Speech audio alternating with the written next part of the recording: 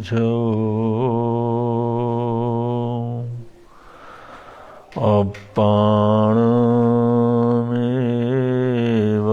अपाणं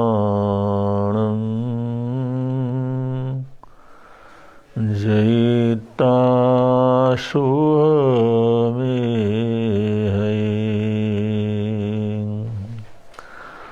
अपाणमेव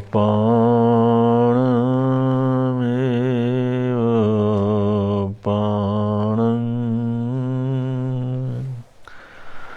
जयिता सोहमे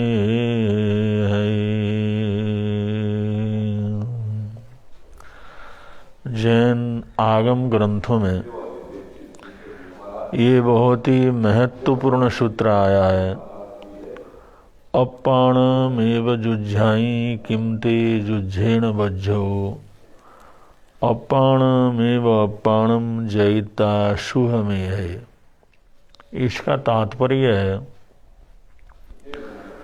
ये सिर्फ आध्यात्म के लिए नहीं है, ये हमारे सामाजिक जीवन के लिए भी, हमारे भौतिक विकास के लिए भी, शारीरिक स्वस्थ संबंधी समृद्धि के लिए भी इस सूत्र का अपना बहुत बड़ा महत्व है।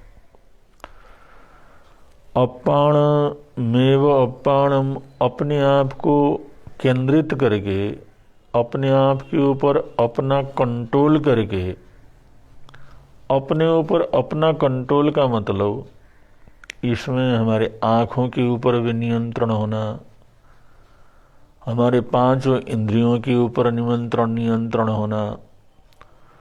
अब ये नियंत्रण तो हर किसी के लिए आवश्यक है, चाहे वो आध्यात्म साधना में आगे बढ़ना हो, चाहे भौतिक उपलब्धियों को जीवन में प्राप्त करना हो। दोनों ही अवस्था में अपने आप के ऊपर अपना कंट्रोल रखना परम आवश्यक है। क्या अपने ऊपर संपूर्ण रूप से नियंत्रण न रख सकने वाला योद्धा जीवन के अंदर विजय प्राप्त कर सकता है? असंभव है। जो अपने एक एक इंद्रिय के ऊपर, शरीर के रग रग के ऊपर कंट्रोल रखने की ताकत रखता है, वही व्यक्ति सांसारिक या भौतिक जो उपलब्धियां हैं, सिद्धियां हैं, उनको भी प्राप्त कर सकता है। और यही मानसिक रूप से, भावनात्मक रूप से हम अपने आप को जीतते हैं। हमारा सोच, हमारी भावनाएं, हमारा चिंतन, हमारे विचार हमारे पूरे कंट्रोल में रहते हैं, तभी वो आत्म साधना और आत्मा का उत्थान और आत्मा को ऊर्ध्वगामी बना सकता है। तो ऐसे ये भगवान महावीर स्वामी के बताए हुए सूत्र सिर्फ आध्यात्म के लिए नहीं, ये भौतिक जगत में, व्यवहारिक जगत में, हमारे सामाजिक जीवन के अंदर भी अच्छी समृद्धि के लिए, सुख के लिए और सामाजिक रूप से अपने जीवन को महत्वपूर्ण बनाने के लिए भी आवश्यक है। इसलिए इसका प्रयोग, इसका स्वाध्याय अपने जीवन के अंदर करते रहना चाहिए। स्वाध्याय का मतलब है प्रयोग करना, सिर्फ पढ़ना नहीं होता। सिर्फ पढ़ने से, सिर्फ जानने से कोई भी अर्थ की सिद्धि नहीं होती। अर्थ सिद्धि तभी होती है जब हम उसके ऊपर प्रयोग करते हैं, या ऐसे सिद्धांतों को लागू करते हैं, ऐसे नियमों को लागू करते हैं, अनुभव से गुजरते हैं, तभी जाकर के वो अपने जीवन को समग्र अर्थ देने में समर्थ होते हैं। वरना अगर अपने आप के ऊपर अगर अपना कंट्रोल नहीं है, अपने भय के ऊपर, अपने डर के ऊपर, अपने लालच के ऊपर, जितने भी हमारी नेगेटिव प्रवृत्तियां हैं, उन सभी नेगेटिव प्रवृत्तियों के ऊपर हमारा अपना कंट्रोल होना चाहिए। क्योंकि अगर दूसरे का कंट्रोल रहेगा तो उसके अंदर हम गुलाम की तरह रहेंगे, डर से रहेंगे, भय से रहेंगे। अगर अपने ऊपर अपना ही कंट्रोल रहता है तो वहाँ पर स्वतंत्र रहेंगे, मुक्त रहेंगे, और खुश मिजाज जीवन हम जीवन के अंदर जी सकेंगे। एक छोटे से प्रसंग से आप लोग समझ सकते हैं। जब स्वामी मच्छिंद्रनाथ जी विचरण कर रहे थे, एक बार किसी जंगल को पार करके जा रहे थे, उस समय उनके शिष्य थे गोरखनाथ जी, वो भी उनके साथ चल रहे थे। वो उनके संरक्षण में रह करके साधना कर रहे थे। उन्होंने दुनिया को छोड़ करके आध्यात्म साधना के अंदर अपने जीवन को लगाया था। ये जंगल को पार करते हुए जिस समय आगे घना जंगल प्रारंभ हुआ, कुछ यात्री उधर से निकल रहे थे, तो स्वाभाविक रूप से मच्छिंद्रनाथ जी ने उनसे पूछा, भाई आगे कोई खतरा वगैरह तो नहीं है, कोई तकलीफ परेशानी तो नहीं है, चोर उचक्के तो नहीं है इस रास्ते में? तो उन आगंतुकों ने कहा, महाराज आपके लिए क्या खतरा है, कोई ऐसी तकलीफ नहीं, हम तो आए हैं इसी रास्ते से, ऐसा तो अपने को लगा नहीं। बातचीत हुई, यात्री निकल गए, दोनों गुरु शिष्य आगे बढ़ने लगे। 2-3 किलोमीटर और पार किया और घना जंगल था, पशु भी वहाँ पर थे। और फिर उधर से कुछ यात्री आते हुए दिखाई दिए, तो उनको रोक करके गुरु मच्छिंद्रनाथ जी ने फिर पूछा कि भाई आगे कोई खतरा तो नहीं है, कोई परेशानी तो नहीं है, कोई डर तो नहीं है? जिस समय उन्होंने पूछा तो गोरखनाथ जी को लगा इसमें डर की क्या बात है, पहले भी यात्री आए चले गए, अब यात्री भी ये भी सुरक्षित आए हैं, खुश प्रसन्न है, कोई डरे हुए लगते नहीं है। तो इन लोगों से गुरु जी का पूछना, इसका क्या मकसद हो सकता है? और कभी ऐसा प्रसंग भी नहीं आया, भाई जंगलों से तो निकले हैं, अकेले हम आश्रम के अंदर भी रहते हैं, लेकिन आज जो है इस जंगल से निकलते हुए गुरुदेव ऐसी सशंकित कैसे हो रहे हैं? उनके मन के अंदर थोड़ी शंकाएं पैदा हुई। उन्होंने सोचा चलो कोई बात होगी, उसमें क्या ज़्यादा विचार करना। आगे जिस समय और आगे चले गए, बियाबान जंगल जिस समय और ज़्यादा घना होता चला गया, और कुछ लोग उधर से जिस समय आ रहे थे, तो फिर उनको रोक करके गोरखनाथ जी ने जिस समय पूछा, मच्छिंद्रनाथ जी ने जिस समय पूछा कि भाई आगे कोई चोर उचक्के तो नहीं, कोई भय तो नहीं, कोई डर तो नहीं है भाई, तुम लोग उधर से निकल करके आए हो? उन्होंने ऐसी कोई संभावना व्यक्त नहीं की, लेकिन थोड़ी दूर जाने पर थके हुए थे। वो एक वहाँ पर पानी पुनी लेने के लिए एक चबूतरे के ऊपर बैठे। गुरु मच्छिंद्रनाथ जी ने अंदर निमटने के लिए जंगल के अंदर जाना था, वो जिस समय चले गए, उन्होंने अपना थैला झोला वहीं पर रख करके गए। उनको कहा भाई इसको संभाल करके रखना, मैं अभी आता हूँ।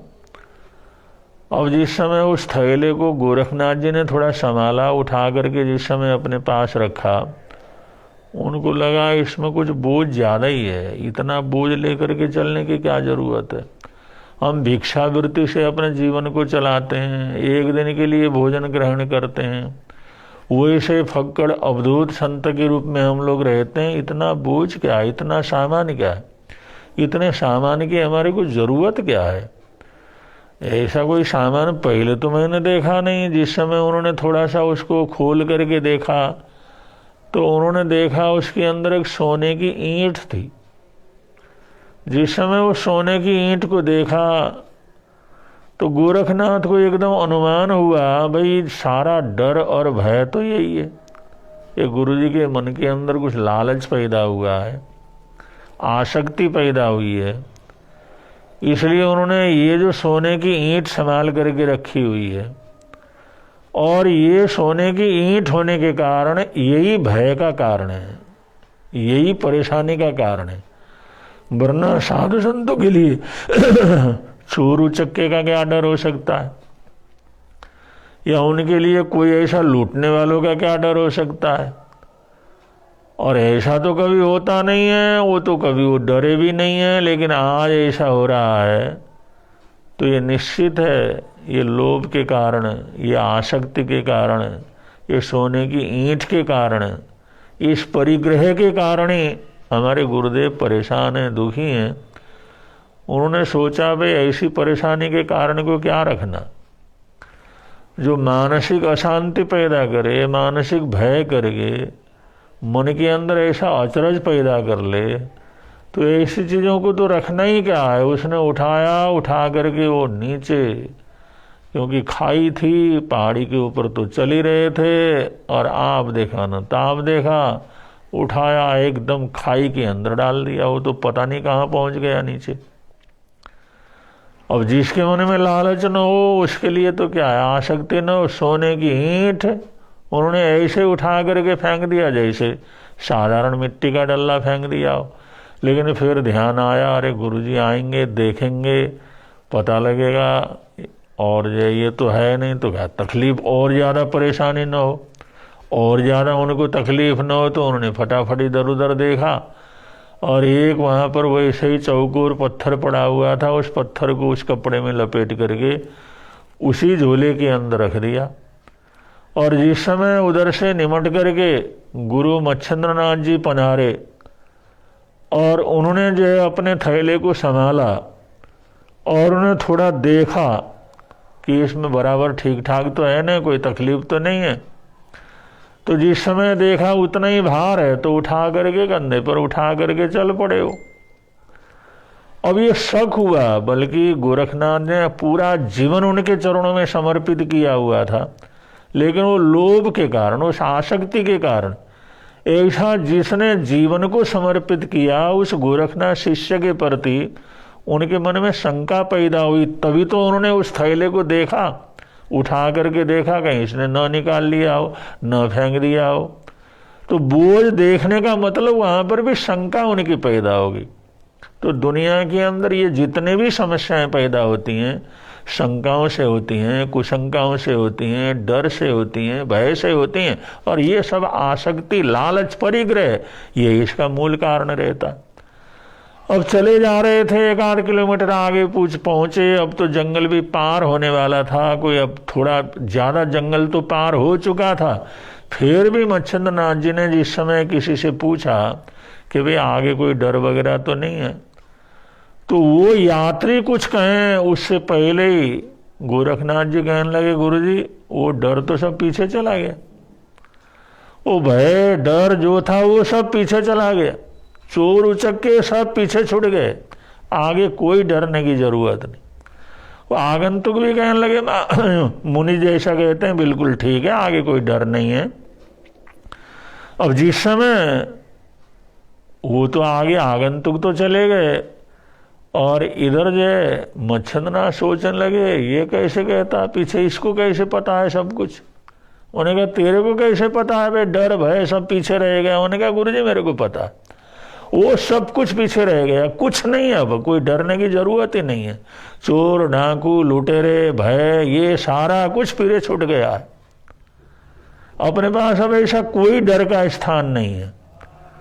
जब उनकी बातों को सुन करके मच्छिंद्रनाथ जी ने सोचा बात क्या है। उन्होंने थैले को देखा तो उसके अंदर सोने की बजाय पत्थर की ईंट थी। उनको बड़ा दुख हुआ।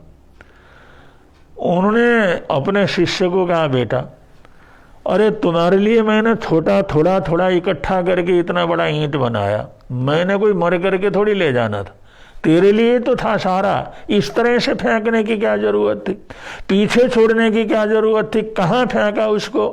अब जिस समय परेशान हो गए, और गोरखनाथ जी तो चुपचाप उनकी बातों को सुनते रहे, चुपचाप सुनते रहे। वो बोलते रहे, थोड़ी देर धमकाते रहे, जैसे कि उनके मन के अंदर आया। ज़्यादा क्या बोलते। उतनी देर को वहाँ पर गोरखनाथ ने देखा एक लोहे की कील पड़ी हुई है। तो उन्होंने उठा करके पूछा, गुरुजी ये क्या है। तो उनको और गुस्सा आया। उन्होंने कहा ये क्या है। जब फेंकने लगा सोने की ईंट तब तो पूछा नहीं ये क्या है, अब इसके लिए पूछता है ये क्या है, ये क्या है, ये लोहे की कील है और क्या है, ये कोई पूछने की चीज़ है। जहाँ पूछना था वहाँ तो पूछा नहीं। उन्होंने उस लोहे की कील को अपने सिर के ऊपर रखा, थोड़ी देर उसको सिर में रगड़ा। उसके बाद उन्होंने उनको जो सामने उठा करके फिर पूछा कि गुरुजी ये क्या है। और जिस समय मच्छिंद्रनाथ ने देखा तो वो लोहे की कील सोने की कील बनी हुई थी। उन्होंने पूछा ये क्या किया तूने, ये कैसे किया इसको, ये लोहे की कील ये पीली कैसे हो गई, ये स्वर्ण में कैसे हो गई, बड़े आश्चर्य से पूछा। तो गोरखनाथ जी कहने लगे आपने आशीर्वाद दे दे करके मेरे मस्तक को ऐसा पारस पत्थरी बना दिया है गुरुदेव, इस मस्तक के ऊपर लगाया और लगाने के बाद तो ये सोने का हो गया। तो मेरे लिए सोना इकट्ठा करने की क्या जरूरत है, तुमने तो मुझे ही पारस पत्थरी बना दिया है, मुझे ही सोने का भंडार बना दिया है, अब मेरे लिए इस तरह की कोई चिंता फिक्र करने की जरूरत नहीं।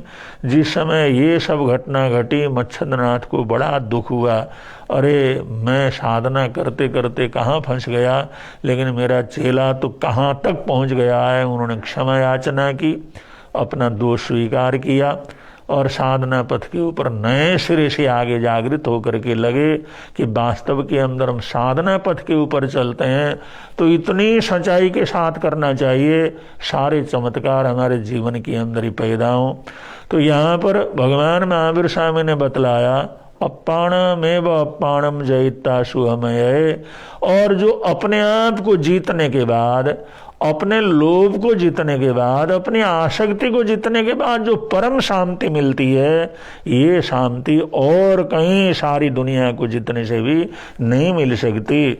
इसलिए जहाँ तक भी संभव हो अपने ऊपर, अपनी भावनाओं के ऊपर, अपने विचारों के ऊपर, अपने पांचों इंद्रियों के ऊपर जितना हम कंट्रोल रखेंगे, जितना उनके ऊपर अपना शिकंजा रखेंगे कि हम अपने, हमारी बुद्धि, हमारा विवेक उसके ऊपर हावी रहेगा और हमारी आत्मा उसके ऊपर हावी रहेगी, तो कभी जीवन के अंदर गलतियां नहीं हो सकती, कभी असद मार्ग के ऊपर मन से भी इंसान आगे चलता नहीं है।